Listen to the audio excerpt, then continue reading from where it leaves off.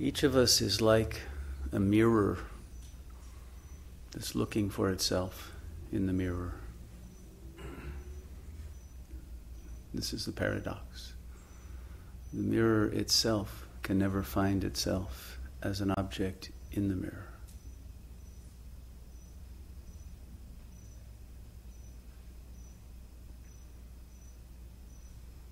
This whole world, this universe, is what is contained in the mirror. But the mirror is the self that is beyond.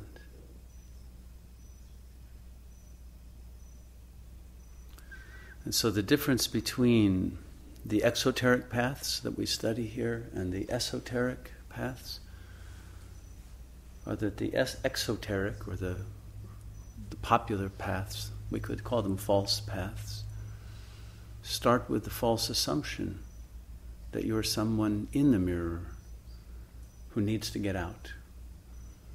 And so the religion will promise you liberation from the wheel of birth and death, or going to heaven, or whatever it is that you as an ego entity is looking for. But the truth is, although that may indeed be something that draws you into the esoteric level, that the you that you believe is looking for that is already liberated, because that you does not actually exist. And so there's no need to be saved from a situation that you're not really in. And it's only the false identification with the body and with the stream of consciousness of the mind that causes the illusion, the ignorance, that there is an I that is trapped in some state of bondage. So we do speak here of the supreme liberation, but what it is liberation from the idea that you need to be liberated. Once it is realized that there is no ego self, that is pure illusion, the liberation is instantaneous. But consciousness becomes congealed, reified around certain objects in the mirror that it likes very much. And then it becomes, through that process of identification, trapped in the mirror of its own projections.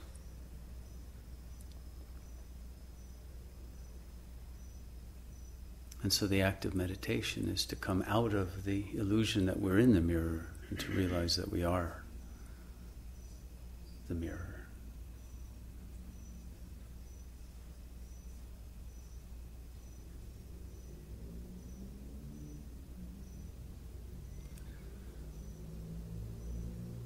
The false identity that doesn't really exist is very nervous because it knows it doesn't exist. And it doesn't want to have to discover that fact.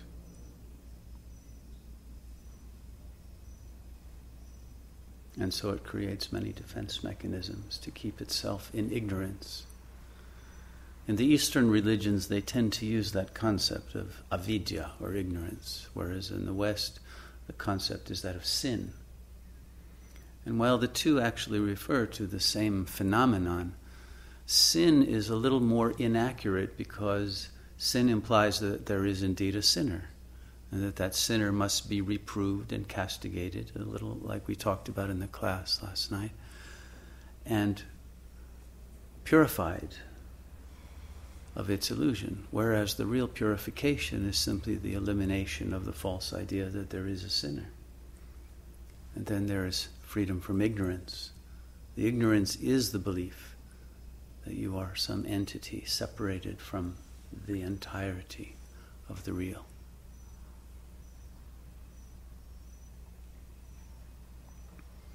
And so in that realization, one becomes a jnani. This is jnana yoga. But jnani mustn't be understood as a knower. Jnana means knowledge, but jnani is actually knowing. It is knowing without a knower. That is what is known, in fact, is the realization that there is no one who is doing the knowing. There is only the knowing itself, and the knowing is being.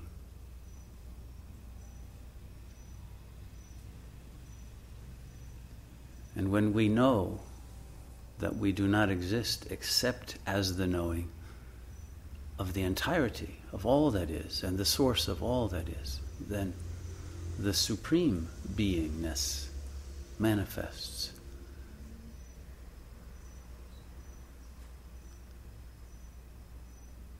As the real of what is known.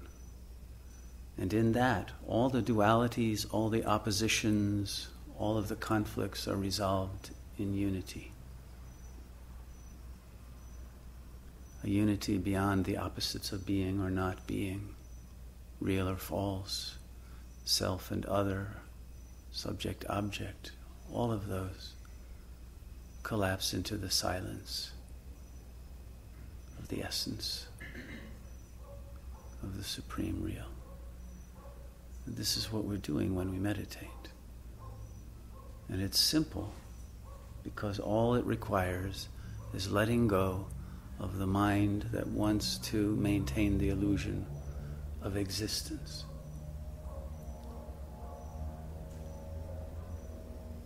And retrieve that projected representation of the self, and bring the energy of the consciousness that was trapped in the representation and in language, which is simply a tissue of representations, back into the silence of pure awareness. And the subjective imperience will be that of wakeful, self-existent cognizance, pure awareness without contents, an emptiness. But the emptiness is not an emptiness that is other than fullness. The emptiness itself is the all.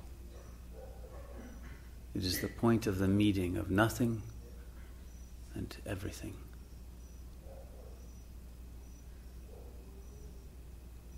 And this point of meeting is also the point of meeting of light and awareness, because all that is reduces to forms of light, and forms of light appear in awareness.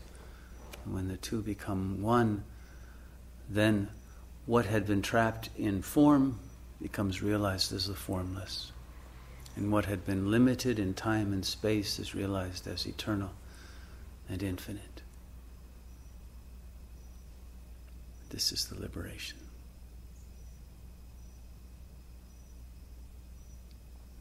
And this realization is available here and now. It is simply the truth of your consciousness when consciousness lets go of all identifications. This is Sat Yoga.